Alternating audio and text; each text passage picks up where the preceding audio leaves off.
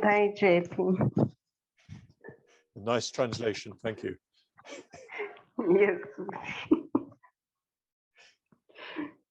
So, I hope that you all finding you're getting into the bodhicitta practice. तो उम्मीद है कि आप सभी जो है बोधिचित्त के अभ्यास में प्रवेश कर पा रहे होंगे. As I think I've said, it does take time to really accustom yourself to it and to discover how to work in it. तो जैसे मैंने कहा कि उसकी हमें आदत होने के लिए थोड़ा सा समय लगता है और ये देखने के लिए भी कि वो अभ्यास कार्य किस प्रकार से करता है. But it is extremely effective. लेकिन वो बहुत ही परिणामकारक अभ्यास है. So before we start looking at the 8 verses, the background to the 8 verses, I've got another question to answer. तो इससे पहले कि हम 8 जो गाथाएं हैं जो देखने वाले उसकी पार्श्वभूमि को देखें, मेरे पास और एक सवाल है. This comes from Aditya Bodhi and his group. तो ये सवाल आदित्य बोधि और उनके गुट से आया हुआ है. And I should say I'm very glad to be getting some questions. और मुझे ये कहना है कि मुझे बहुत खुशी हो रही है कि कुछ सवाल आ रहे हैं मेरे पास. Because surely everything is not clear. क्योंकि ये बात स्पष्ट है कि सभी बातें उतनी स्पष्ट नहीं हैं. And it's really good if people notice when they're not clear and then seek clarity. और ये अच्छा होता है कि लोग देखें कि किस स्थान पर उन्हें स्पष्टता नहीं आई हुई है और फिर वो उसके विषय में स्पष्टता प्राप्त करने का प्रयास करें. So if you find that you're not really clear about what I've been saying, either in the meditation or in the talk, or you're not clear how to do the meditation, well then ask. तो अगर हम प्रवचन में कुछ कर रहे हैं या ध्यान में कुछ कर रहे हैं और अगर आपको ऐसा लगता है कि आपको वो स्पष्ट नहीं है तो कृपा करके पूछिए. So today's question is again about sensations. तो आज का सवाल फिर एक बार संवेदनाओं के विषय में है. I'm asked, what is the difference, or what do I mean by internal and external sensation? तो मुझसे ऐसा पूछा गया है कि जब मैं आंतरिक संवेदनाएं और बाहरी संवेदनाएं कहता हूँ तो उसका क्या मतलब होता है. I actually don't think I use the expression external sensation, but I talk about inner sensations. तो मुझे उतना याद नहीं आ रहा है कि मैं बाह्य संवेदनाओं के विषय में बात की है, लेकिन हाँ मैं आंतरिक संवेदनाओं के विषय में बात की है मैंने. But the difference is not that complicated. लेकिन जो फर्क है वो उतना भी जटिल नहीं है. The primary sensations that you get are when there's contact between your body and something else. तो जो प्राथमिक संवेदनाएं आप महसूस करते हैं वो उस वक्त करते हैं जब आपके शरीर का किसी और चीज के साथ स्पर्श होता है. So when I touch this board, I can feel the point of contact. तो जब मैं इस बोर्ड को स्पर्श करता हूँ तो कहाँ पर स्पर्श हो रहा है उस बिंदुओं को मैं महसूस कर सकता हूँ. So that's contact in the ordinary everyday sense. तो रोजमर्रा के संदर्भ में हम इसको स्पर्श कहते हैं. But just let me say, I hold my hand up like that. लेकिन मुझे फिर से ऐसा कहने दीजिए कि मैं अपने हाथ को इस प्रकार से पकड़ के रखता हूँ. I'm not touching anything. मैं किसी चीज को स्पर्श नहीं कर रहा हूँ. It's not even that my fingers are touching each other, they're open. और मेरी उंगलियां भी एक दूसरे को स्पर्श नहीं कर रही है, वो खुली हुई. But I can still feel. लेकिन मैं फिर भी महसूस कर पाता हूँ. I can feel the sensations, as it were, in my hands. और मैं उन संवेदनाओं को इस तरह से महसूस करता हूँ कि जैसे वो मेरे हाथ के अंदर हैं। Um, in Buddhist psychology, all of that is still sparsha, all of that is still contact. बौद्ध मानस शास्त्र में उसको भी स्पर्श ही कहते हैं, वो भी स्पर्श ही है। But in ordinary terms, it's not. You're not actually contacting anything apart from maybe the air. तो सर्वसामान्य शब्दों में उसको स्पर्श नहीं कहते आप, क्योंकि आपका किसी चीज के साथ स्पर्श नहीं हुआ है। हाँ, हवा के साथ आपका स्पर्श हो रहा है। Or maybe the difference in temperature. It's slightly cold air around my hand now. या आप जो तापमान का फर्क महसूस कर सकते हैं, तो मेरे हाथ के आजू बाजू जो है थोड़ा सा ठंडा तापमान है, अलग है। So I hope you could clear. I'm not making a very profound philosophical point. तो मुझे उम्मीद है कि आपको ये बात स्पष्ट होगी। यहाँ पे कोई बहुत ही गंभीर ऐसा दार्शनिक मुद्दा मैं सामने नहीं रख रहा हूँ। All I'm saying is everything you feel in your hand or in your foot or whatever. तो मैं इतना ही कह रहा हूँ कि आपके हाथ में या आपके पैर में जो भी आप महसूस करते हैं। I start usually with the actual contact with an external object because that is the most dominant usually. तो अक्सर मैं जो है बाह्य वस्तु के साथ जो स्पर्श होता है वहां से शुरू करता हूँ, क्योंकि वो बहुत प्रबल होता है महसूस करने। And if I touch this, well, I immediately feel that touch. तो जैसे मैं इस बोर्ड को स्पर्श करता हूँ तो मैं तुरंत ही उस स्पर्श को महसूस कर पाता हूँ। And my mind immediately goes to that contact. और मेरा मन जो है तुरंत ही उस स्पर्श के पास पहुंच जाता है। But there's still that sensation, as it were, in the hand, which is not dependent on external contact. लेकिन संवेदनाएं जो है वो अभी भी जो है हाथ के भीतर है, और वो जो बाह्य स्पर्श है उसके ऊपर वो निर्भर नहीं करती। So I hope that's quite clear. तो मुझे उम्मीद है कि अब ये स्पष्ट हो गया होगा। I'm just pointing out that some sensations don't have an external cause. तो मैं सिर्फ इस बात की ओर आपका ध्यान लेकर आ रहा हूँ कि कुछ संवेदनाओं के लिए बाहरी चीजें कारण नहीं होती। Let's talk a little bit more about the background to the text we're going to be looking at. तो अब जो गाथाएं हम देखने वाले हैं उसके पार्श्वभूमि में क्या है, उसके विषय में थोड़ा सा बात करते हैं। So I talked yesterday about the lineages that lie behind this text. तो इस गाथाओं के पीछे जो विरासत है उसके विषय में मैंने कल बात की थी। There's the lineage that comes from Nagarjuna, which is in Tibetan known as the lineage of profound view. तो इसके पीछे एक वंश परंपरा है जो नागार्जुन से शुरू होती है, और तिब्बत में उससे एक गंभीर ऐसे दृष्टिकोण के वंश कहा जाता है। So you could say that in the background of this text is the idea of shunyata. और आप देख सकते हैं कि इन गाथाओं के पीछे जो है वो शून्यता की संकल्पना है। It comes from the Buddha via Nagarjuna. और नागार्जुन के माध्यम से वो बुद्ध के द्वारा आई हुई है। And then there's the lineage of extensive activities. और उसके बाद और एक वंश है जहाँ पर विस्तारित क्रियाशीलता है, which comes to us via Asanga and Vasubandhu.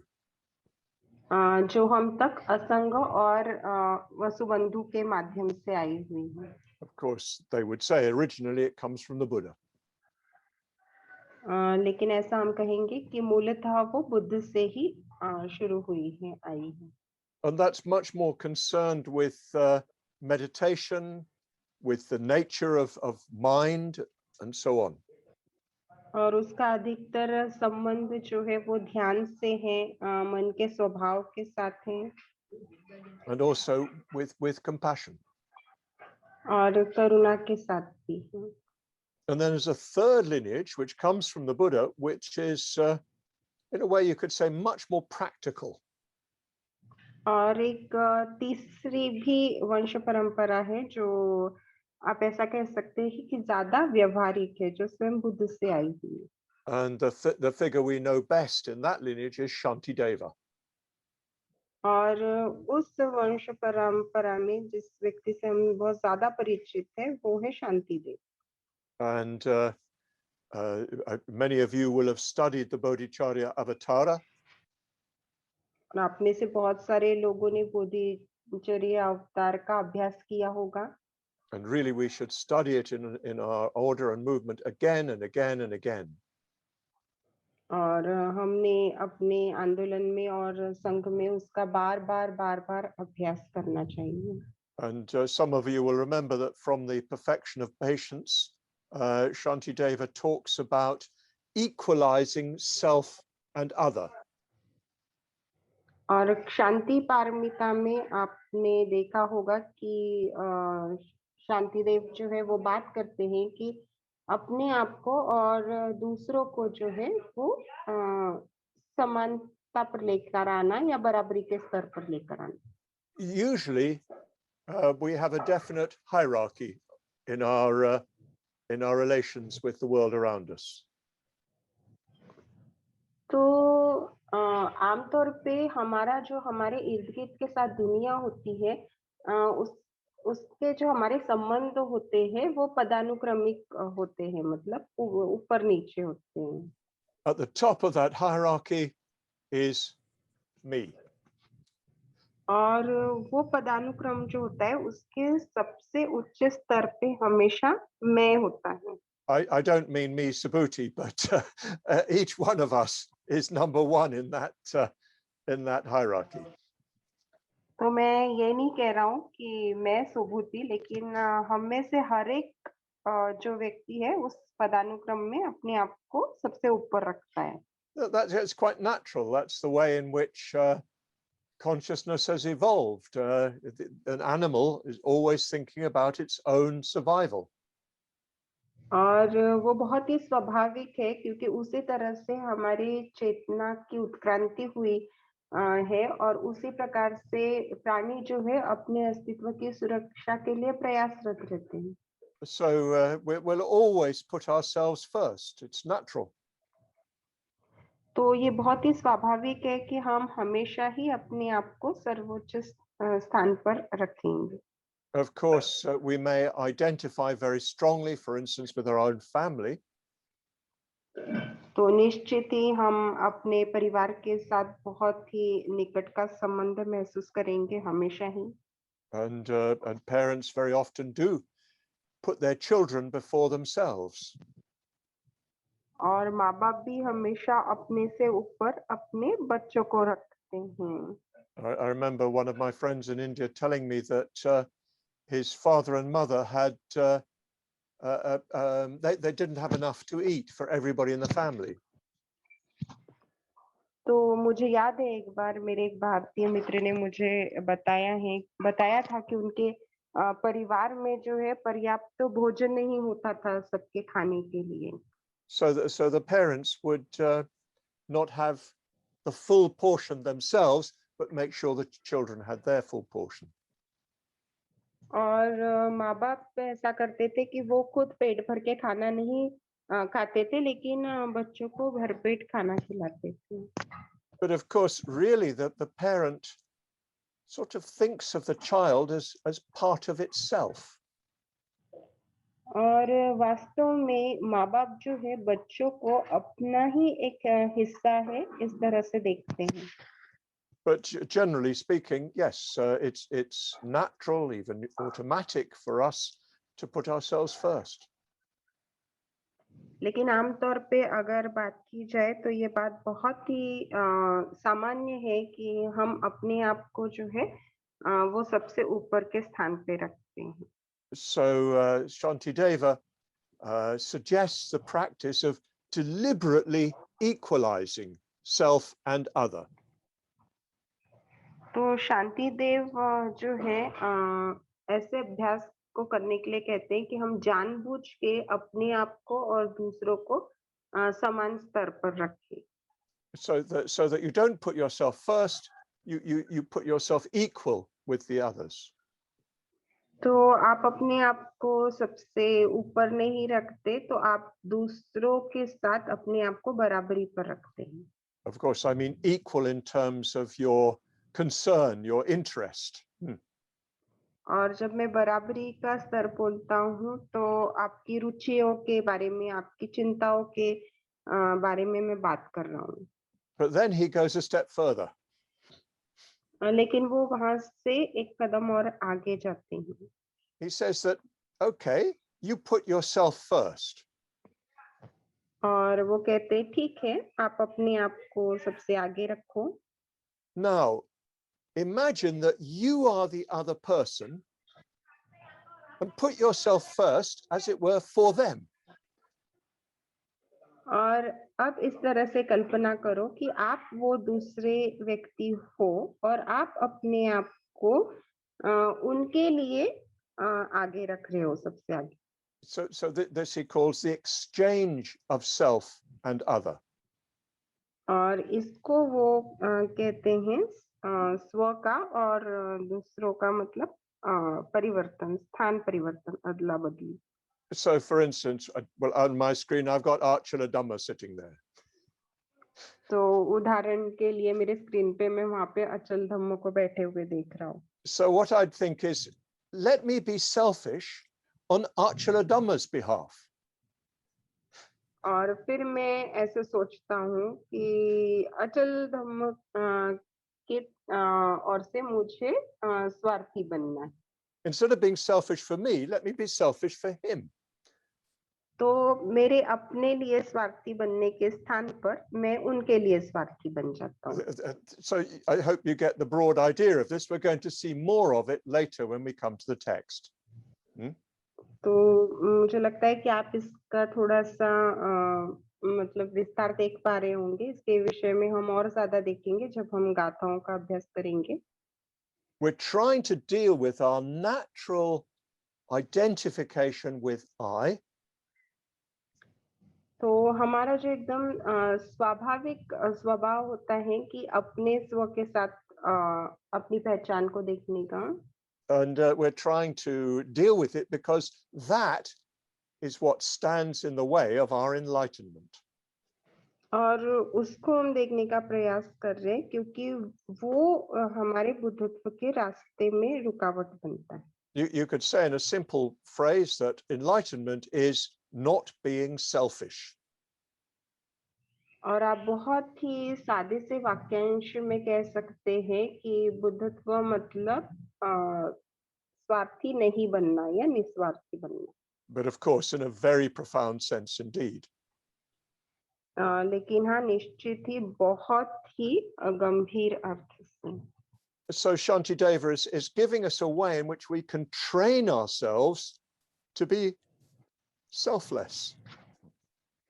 और शांति देव जो है हमें रास्ता दे रहे हैं कि किस तरह से हम निस्वार्थी होने के लिए अपने आप को प्रशिक्षित कर सकते हैं। So it's very strong practice. तो ये बहुत ही सशक्त ऐसा अभ्यास है। But very practical. लेकिन बहुत ही व्यवहारिक है। Because there is Achala Dhamma right in front of me. क्योंकि वहां पे अचल धम्म है और वो सीधे मेरे सामने है। So how am I going to relate to him? तो मैं किस तरह से उनको देखूं, उनके साथ का संबंध देखूं अपना। Am I going to see him as less than me because I'm first? तो क्या मैं उनको अपने से मतलब नीचे देखूं क्योंकि मैं ऊपर हूँ, or am I going to sort of use my selfishness on his behalf? या फिर उनके लिए जो है या उनकी ओर से मैं अपने स्वार्थ का उपयोग करूं। So these traditions, these three traditions coming from Nagarjuna, Shantideva, and Asanga, putting it briefly, तो ये तीन परंपराएं जो आती है नागार्जुन से, असंग से और अतिशा से, these came together in Atisha. Sorry Shanti Dev से, वो Yeah. सभी जो है वो अतिशा के माध्यम से एक साथ आई हुई है। And Atisha lived in the 11th century. और अतिशा जो है वो 11वीं शताब्दी में थे। He was from Bengal. He's from a royal family in Bengal. और वो बंगाल से ताल्लुक रखते थे, वहां के एक राज परिवार से थे। But at a very young age, he decided that he didn't want to inherit the kingdom. He wanted to go forth and practice the Dhamma. और बहुत ही युवावस्था में उन्होंने ये निर्णय लिया कि वो राजकाज नहीं संभालना चाहते, वो गृहत्याग करना चाहते हैं और वो धर्म के लिए जीवन समर्पित करना चाहते। He did a very great deal of study. उन्होंने बहुत अभ्यास किया And he meditated a great deal. और बहुत सारा उन्होंने ध्यान किया। And of course, while he was studying the texts which referred to the bodhicitta. और जब वो अभ्यास कर रहे थे तो उन्होंने जो है बोधि चित्त के बारे में कुछ अभ्यास किया। And one day he was at Bodh Gaya. और एक दिन वो बोध गया में थे। And he thought to himself, I've done all this study, I've done all this meditation, but bodhicitta hasn't arisen in me. और उन वैसा सोचते हैं कि मैंने इतना सारा अभ्यास किया है, मैंने इतना सारा ध्यान किया है, लेकिन अभी तक मुझ में बोधि चित्त जागृत नहीं हुआ है। This is quite important, isn't it, in this sort of story? और इस प्रकार की कहानी में ये बहुत ही महत्वपूर्ण है। Somebody who's a very accomplished practitioner. ऐसा कोई व्यक्ति जो बहुत ही सिद्ध ऐसा आचरण करने वाला व्यक्ति है। He's well respected, he's very learned. उसका काफी आदर सम्मान है, वो काफी उच्च शिक्षित है। But he's able to say, actually, I haven't yet got bodhicitta. लेकिन वो ये कहने में सक्षम है कि अभी तक मुझे बोधिचित्त प्राप्त नहीं हुआ है या बोधिचित्त मुझ में उत्पन्न नहीं हुआ है। You know, a bit like somebody saying, oh, I've been ordained for 30 years. तो ये इस तरह से जैसे कोई कह रहा है मेरी दीक्षा होकर अभी 30 साल हो गए हैं। I've been chair of this, chair of that. मैं इसका अध्यक्ष रहा हूँ, उसका अध्यक्ष था। I've been a preceptor. मैं आचार्य हूँ। Everybody says, oh, how wonderful your talks are. और सब लोग कहते हैं कि आपके प्रवचन कितने अच्छे होते हैं। Are you still able to say, but bodhicitta hasn't arisen in me? ऐसे में क्या आप फिर भी ये कहने में सक्षम हैं कि बोधिचित्त आप में उत्पन्न नहीं हुआ है? Well, Asanga was able to say that. लेकिन असंग और Atisha Atisha And I'll own up to that too. हाँ, तो वो ये कहने में सक्षम थे। So Asanga had felt very, very disturbed, if you like, upset. I haven't yet got bodhicitta. तो असंग जो है वो काफी विचलित ऐसे महसूस कर रहे थे कि अभी तक जो है वो बोधिचित्त मुझ में उत्पन्न नहीं हुआ है। So he started circumambulating the Mahavihara. In fact, the text says the stupa, which is the Mahavihara at Bodh Gaya. और ग्रंथ में ऐसा लिखा गया है कि उन्होंने जो है स्तूप की परिक्रमा करनी शुरू की, जो कि महाबोधि विहार है, जो कि एक स्तूप ही है। Yes, that's important to realize that the shape of the Mahabodhi temple is intended to be a stupa. और इस बात को देखना भी महत्वपूर्ण है कि महाबोधि विहार का जो आकार है वो एक स्तूप का आकार हो, इस तरह से ही मतलब बनाया गया था।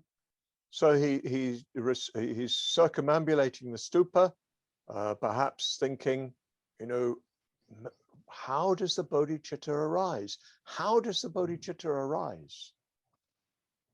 तो वो जो है स्तूप की परिक्रमा कर रहे हैं और बार बार ये सोच रहे हैं कि बोधिचित्त किस प्रकार से उत्पन्न होगा, बोधिचित्त किस प्रकार से उत्पन्न होगा। And at some point he has a vision of the Bodhisattva Aryatara. और एक समय में उनको बोधिसत्व आर्य तारा का दृष्टांत होता है। And in his vision, Aryatara tells him that he needs to seek a teacher who can guide him. और उनके दृष्टांत में आर्य तारा उनसे कहती है कि उन्हें एक गुरु की आवश्यकता है जो उनका मार्गदर्शन कर सकेंगे। And he comes to know that the teacher who can guide him is Dharmakirti Sri, who is in Sumatra in Indonesia. और फिर उन्हें ऐसे पता चलता है कि धम्म कीर्तिश्री एक गुरु है जो सुमात्रा में है और जो उनका मार्गदर्शन कर पाएंगे। I don't know whether you knew this, but at this time in the Middle Ages, Indonesia was largely under Indian cultural influence and even under Indian political control. और मुझे नहीं पता कि आपको ये पता है या नहीं, लेकिन मध्य युग में उस समय इंडोनेशिया जो है काफी भारतीय संस्कृति के प्रभाव के नीचे था और राजनीतिक जो है उसका भी वहाँ पे प्रभाव था।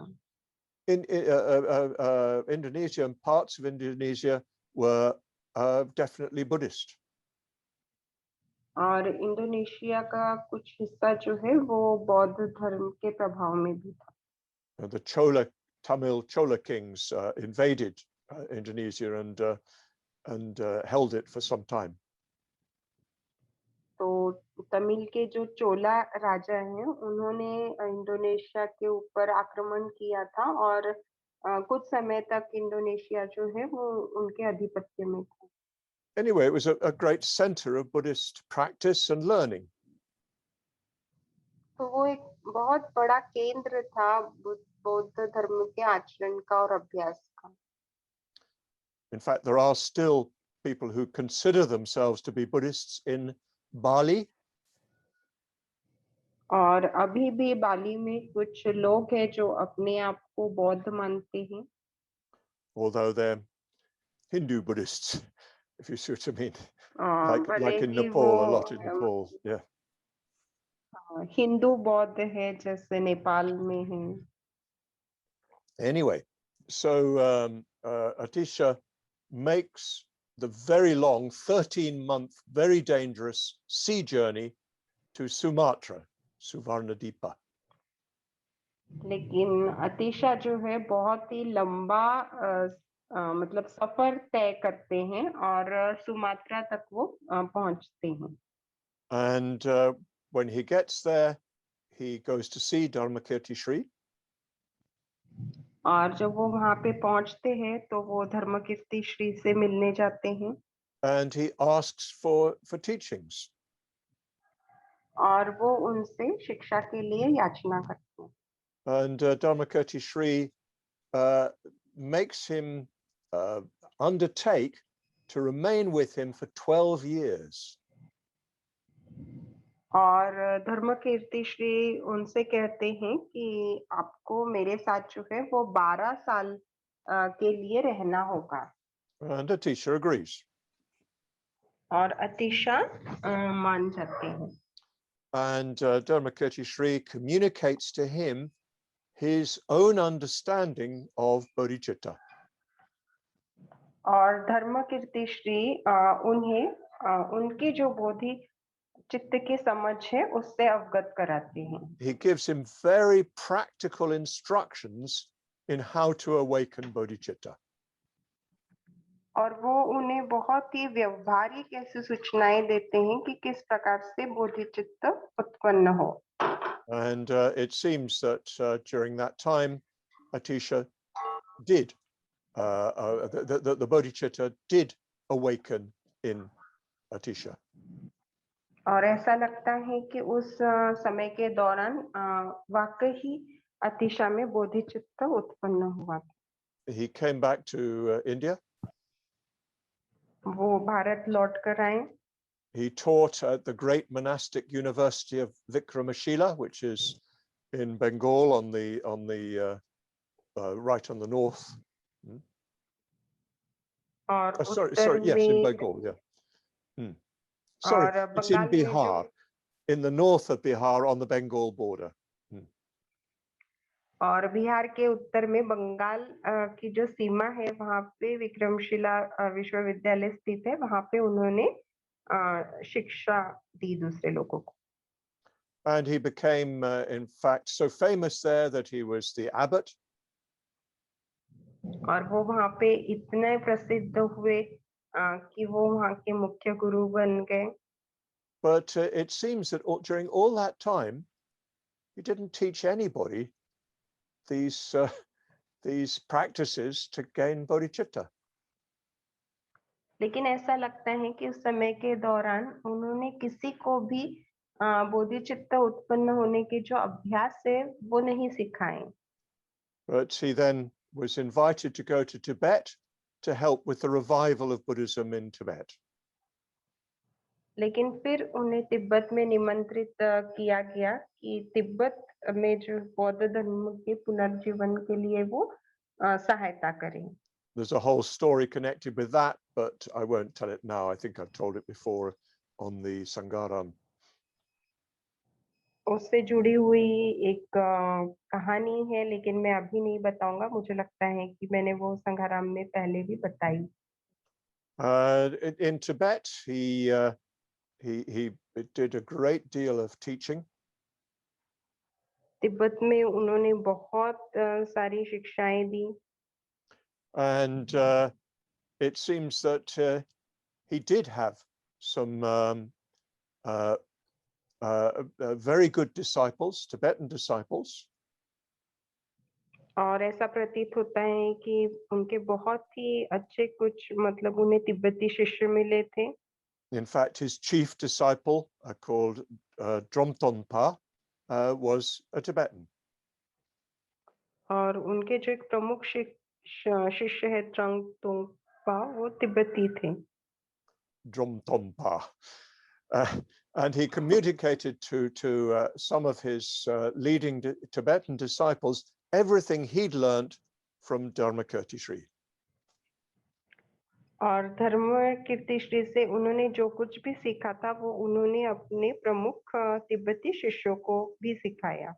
So somebody asked him, well, you've taught us all this in Tibet. Why didn't you teach this in India?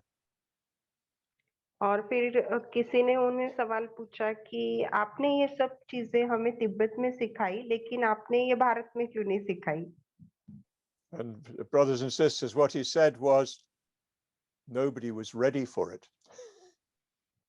और भाइयों बहनों, उन्होंने ऐसे कहा कि वहां पे कोई इन शिक्षाओं के लिए तैयार नहीं था। But never mind, it's coming to India now, at least in this imperfect form. लेकिन चिंता मत कीजिए, वो शिक्षाएं अब भारत लौट के आ रही है, भले ही वो इस अपरिपूर्ण स्वरूप में ही क्यों ना हो। India must be ready now for these teachings. तो शायद अब भारत तैयार है इन शिक्षाओं के लिए। The Tibetans would say that the karmic conditions must now be ripe for these teachings. तो तिब्बती लोग इस प्रकार से कहेंगे कि अब जो है इस प्रकार की शिक्षाओं के लिए यहाँ की जो कर्म भूमि है वो परिपक्व है। So to begin with, these teachings were passed on orally, just between master and disciple. तो शुरुआत के लिए ये कहना होगा कि ये शिक्षाएं जो है केवल मौखिक रूप से ही दी जा सकती है। एक गुरु ही इसे अपने शिष्यों को प्रदान करता है। But 2 generations later, a follower of one of Drontonpa's disciples thought these teachings were too special to just be communicated orally. लेकिन 2 पीढ़ियों के बाद ट्रुंगपा के शिष्य के जो अनुयायी थे, उनको ऐसा लगा कि ये शिक्षाएं बहुत ही मूल्यवान है और इन्हें ऐसे ही केवल मौखिक रूप से ही आगे नहीं जाना चाहिए। And yes, Drontonpa had a disciple called Geshe Potowa. ट्रुंगपा के एक शिष्य थे Geshe Potowa. And he had a disciple who is the author of this text, Langrik Tangpa. और उनके एक शिष्य थे जिन्होंने जो है ये गाथाएं लिखी ही। Langri Tangpa. लंगरी तंगपा। Oh, brilliant. Perfect Tibetan. So Langri Tangpa thought, well, I will put these words, these teachings into verse. तो लंगरी तंगपा को ऐसे लगा कि ये जो शिक्षाएं हैं मैं इनको गाथाओं के रूप में लिखूंगा। And here they are, brothers and sisters. We are going to be studying these 8 verses set down by Langri Tangpa. और यही वो गाथाएं जिनका हम अध्ययन करने वाले हैं जो लंगरी तंगपा ने लिखा है। And that these come to us via the great Indian teacher Atisha.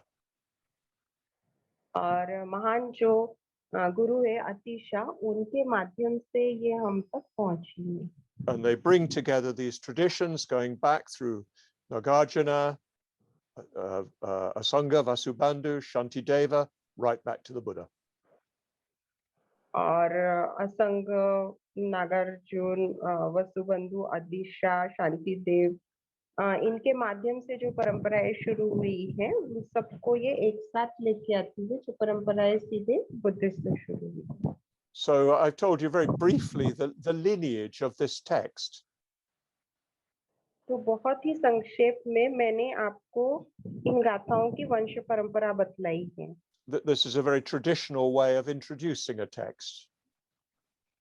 और ये जो है बहुत ही पारंपरिक ऐसी पद्धति है गाथाओं का परिचय देने की। So then you know its lineage, you know its authority, if you like, where it comes from.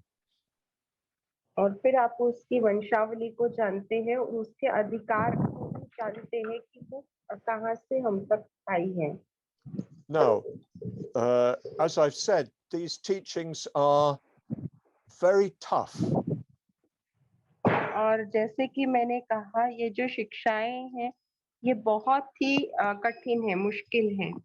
They're very demanding. और वो बहुत ही मतलब आपसे कठिन परिश्रम की मांग करती हैं।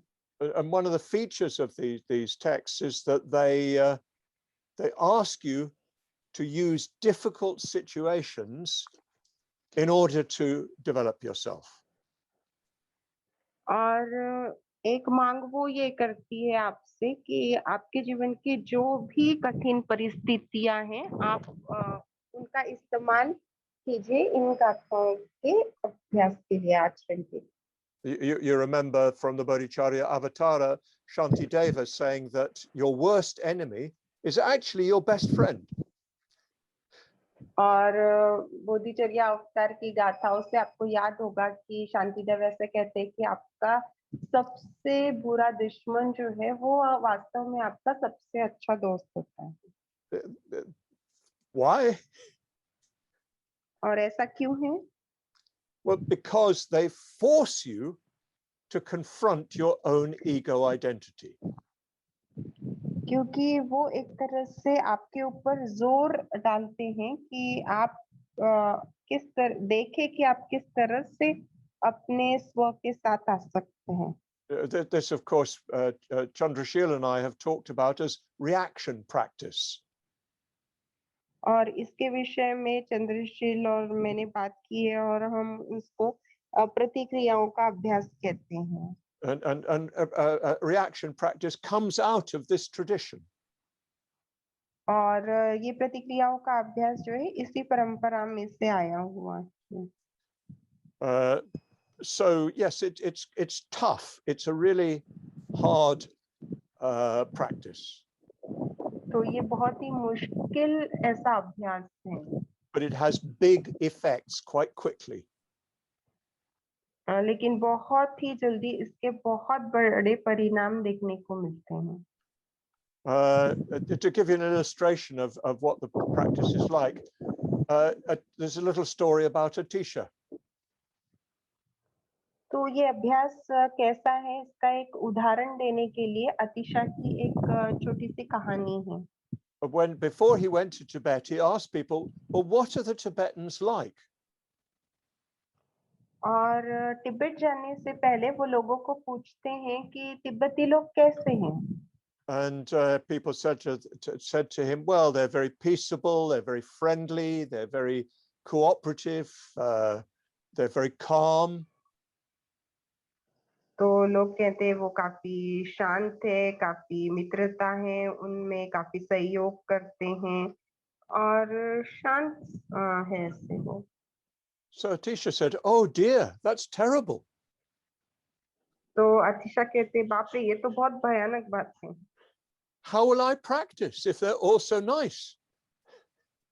और कहते हैं कि अगर वहां पर सभी लोग इतने अच्छे हैं तो मैं आचरण कैसे करूंगा। So he made sure he took with him a young servant who was very bad-tempered. और फिर वो ऐसा करते हैं कि उनके एक युवा नौकर को लेकर जाते हैं अपने साथ जो कि बहुत ही गुस्सैले स्वभाव का था। Because he thought, oh, well, somebody will be difficult and that will give me a chance to practice bodhicitta.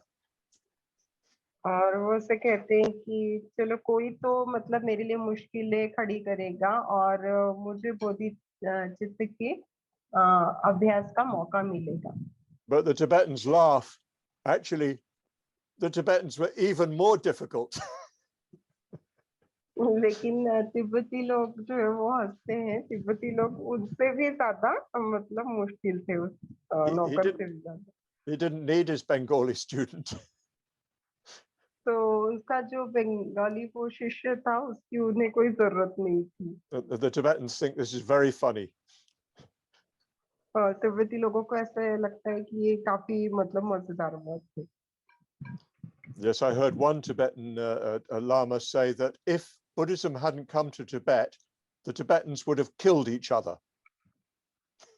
और मैंने एक तिब्बती लामा को कहते हुए सुना है कि अगर तिब्बत में बौद्ध धर्म नहीं आता तो तिब्बती लोग एक दूसरे को मार डालते। This is another reason why India needs the Dhamma very badly. और ये और एक कारण है कि क्यों भारत को और भी बुरी तरह से धम्म की आवश्यकता है। And it particularly needs these teachings, otherwise India will destroy itself. और क्यों खास करके इन शिक्षाओं की आवश्यकता है, नहीं तो भारतीय लोग जो है एक दूसरे को बर्बाद कर देंगे। Of course, it's true of the whole world. निश्चित ही ये बात जो है सारी दुनिया के लिए उतनी ही सच है। So these practices are quite demanding. तो ये जो अभ्यास जो है वो आपसे काफी श्रम की मांग करते हैं। So before I start describing them in detail, I want to give you a health warning. तो इससे पहले कि मैं इनको विस्तार में बताना शुरू करूं, मैं आपको सेहत के लिए चेतावनी देना चाहता हूं। You know, like a packet of cigarettes says on the side of it, smoking is bad for your health. तो जैसे सिगरेट के ऊपर लिखा होता है कि सिगरेट के पैकेट के ऊपर कि धूम्रपान आपकी सेहत के लिए नुकसानदायक है। These teachings are bad for your ego. और ये जो शिक्षाएं हैं आपके अहंकार के लिए बुरी है। But there's a little bit of a problem. लेकिन यहाँ पर छोटी सी समस्या भी है। Some people have a low self-esteem. कुछ लोग जो रहते हैं वो अपने आप को बहुत ही कम आंकते हैं। They don't have self-confidence. उनमें आत्मविश्वास की कमी होती है They don't have a good feeling about themselves. और वो खुद के बारे में बहुत ज्यादा अच्छा महसूस नहीं करते। And they always tend to think, oh, well, other people are more important. और वो हमेशा ही इस प्रकार से सोचते हैं कि नहीं, दूसरे लोग ही बहुत ज्यादा महत्वपूर्ण है। And very easily you can take these teachings in the wrong way. और बहुत ही आसानी से आप इन शिक्षाओं को जो है वो गलत तरीके से देखना शुरू कर सकते हैं। These teachings can reinforce your low confidence, your low esteem. और इन शिक्षाओं की वजह से आपका जो मतलब अपने आप को कम आंकना हो या आत्मविश्वास की आपकी जो कमी है वो और भी ज्यादा मजबूत हो सकती है। So if you have something of that in you, watch out. और अगर इस प्रकार का आप में कुछ है तो फिर आप थोड़ा सा ध्यान रखिए। I think in general it's a bit more common amongst women than amongst men. मुझे लगता है कि सर्वसामान्य रूप से ऐसी भावना पुरुषों की तुलना में महिलाओं में ज्यादा होती है। And it obviously has some cultural basis. और इसको कुछ सांस्कृतिक जो है पार्श्वभूमि भी है। But you actually need quite a bit of self-confidence to apply these teachings. लेकिन इन शिक्षाओं को जो है अपने ऊपर लागू करने के लिए आपको एक हद तक आत्मविश्वास की आवश्यकता होती है। If you have a horse that has been badly treated and that is very frightened, you mustn't show them the whip. तो अगर आपके पास कोई ऐसा घोड़ा है कि जिसके साथ बहुत ही बुरा कभी बर्ताव हुआ है और वो पहले से ही डरा हुआ है, तो फिर You आपने must. उसको चाबुक नहीं दिखाना चाहिए। You have to be very kind to them. You have to give them sugar lumps and stroke them. तो आपको उनके साथ जो है बहुत ही दया से पेश आना पड़ता है। आपको उनको मीठी चीजें खिलानी होती हैं। So if you're a bit like that, if there's something of that in you, make sure you give yourself sugar lumps. तो अगर ऐसा कुछ आपका स्वभाव है तो आप देखिए कि आप अपने आप को जो है कुछ मिठाई खिलाते हैं, यानी अपने आप के साथ बहुत प्यार से पेश आते हैं You give yourself some stroking. और अपने आप को थोड़ा सा आपको प्यार से सहलाना भी है। Do you see my difficulty is I'm talking to how many is it? 62 of you. तो आप मेरी मुश्किल समझ सकते हैं। मैं मतलब आपसे बात कर रहा हूँ जो कम से कम 62 लोग हैं। Quite a few of you need a whip.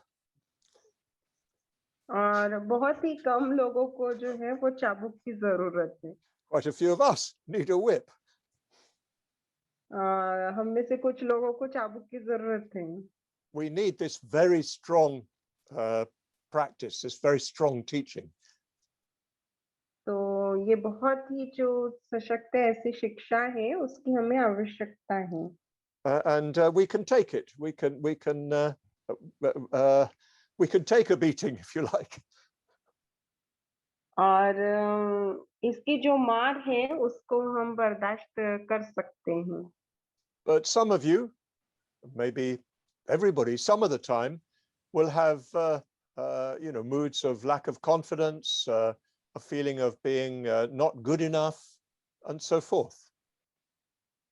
लेकिन आप में से कुछ लोग या सभी लोग कभी ना कभी इस तरह की भावना का सामना करते हैं कि जहाँ पे आत्मविश्वास की कमी हो या अपने आप को उतना अच्छा नहीं मानते और इस So, तरह से। so please keep an eye out for that. That's very important. तो उसके ऊपर भी आपको ध्यान देना है, वो बहुत ही जरूरी है। I can't, because I'm dealing with 62 of you and I can't even see all of you on the screen. और मैं ऐसा नहीं कर सकता क्योंकि 62 लोगों से मैं बात कर रहा हूँ और सभी लोगों को तो मैं स्क्रीन पर भी नहीं देख पा रहा हूँ। And of course, what is it that you need in those moments? और ऐसी कौन सी बात है कि ऐसे क्षणों में जिसकी आपको आवश्यकता होती है? Well, you need self-metta. आपको आपको खुद के ऊपर मेत्ता की आवश्यकता होती है।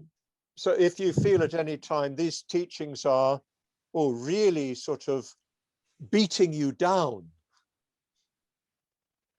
तो फिर अगर आपको ऐसा लगता है किसी भी क्षण की ये शिक्षाएं जो है वो आपको काफी बोझ के तले दबा रही हैं, if you feel you're just losing all your strength, all your confidence, all your vitality, और अगर आपको ऐसा लगता है कि आप अपनी सारी ताकत जो है, अपनी सारी ऊर्जा जो है, अपना सारा आत्मविश्वास जो है वो खो रहे हैं, well, give yourself some metta.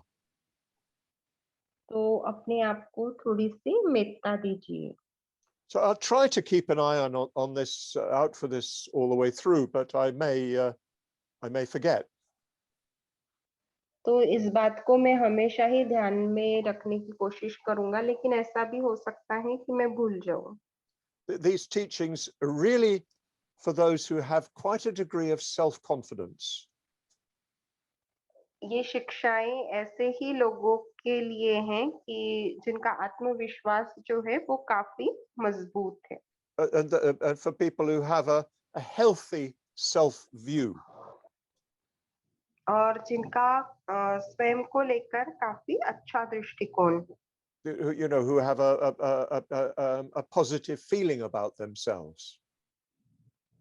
जिनकी अपने बारे में भावना जो है वो काफी विधायक या सकारात्मक है। But of course, such people are nowadays quite rare. लेकिन आजकल ऐसे लोग काफी कम होते हैं, काफी दुर्लभ हैं। Most people have some degree of lack of self-metta. और बहुत सारे लोग ऐसे हैं कि जिनमें आत्मविश्वास की या महसूस खुद के ऊपर मेत्ता की बहुत कमी है। So please keep remembering this point. तो इस बात को हमेशा याद करते रहिए। We'll find at times that it really needs re-emphasizing.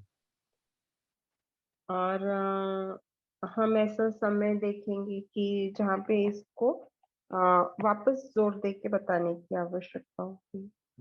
We often talk quite a bit about overcoming a self-attachment. तो आपको पता है अक्सर बहुत बार हम बात करते हैं कि हमें स्व के ऊपर उठना है, स्व से जो हमारी आसक्ति है उसके ऊपर उठना है। But some people actually don't yet have a full self. लेकिन बहुत सारे लोग ऐसे हैं कि जिनका एक तरह से पूरा स्व है ही नहीं, And they don't have a self-attachment in a positive way. और उनकी जो आत्म आसक्ति है वो भी सकारात्मक नहीं है। And well, we need to work on that. और उसके ऊपर जो है हमें कार्य करने की आवश्यकता है। We need to work on it through the Metta Bhavana practice.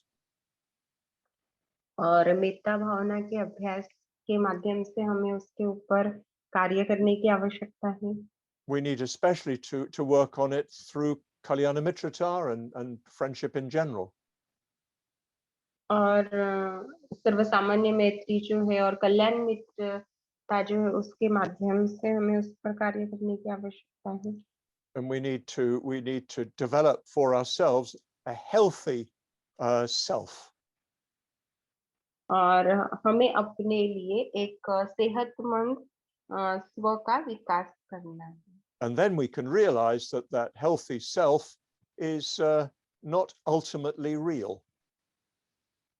और फिर हम इस बात की अनुभूति ले सकते हैं कि वो जो सेहतमंद स्व है वो अंतिमतः वास्तविक नहीं है. But if you do that prematurely, well, you just reinforce your psychological weakness. लेकिन अगर आप पर्याप्त तैयारी के बिना ऐसे करते हैं तो फिर आपकी मानसिक कमजोरी जो है उसको वो और भी बढ़ा देगा. So tomorrow I really will start on the text. तो कल मैं सच में जो है वो गाथा का अभ्यास शुरू करूंगा. Mokshasara gets very fed up with Subhuti never quite getting to the text. No, I'm only joking. I know. But so you're going to have your practice group now. तो अभी आप जो है अपने अभ्यास के गुटों में जाएंगे. So you can keep on talking about your experience in the practice in the morning. तो आप इस विषय पे बात जारी रख सकते हैं कि आपका सवेरे के सत्र का जो अभ्यास है वो कैसा चल रहा है. You can talk about, can you see any effect of that morning meditation practice in your experience afterwards? और आप ये भी देख सकते हैं कि सवेरे के सत्र का जो आपका अभ्यास है उसका क्या बाद में भी कुछ असर आप देख पा रहे हैं. Or do you just finish the meditation and it's forgotten? या आप ध्यान खत्म करते हैं और उसको भूल जाते हैं. Does it have any effect on the way in which you see the world around you, the people around you? जिस तरह से आप अपने आजू बाजू की दुनिया को देखते हैं, आजू बाजू के लोगों को देखते हैं, क्या उस पर उस ध्यान का कुछ परिणाम हो रहा है?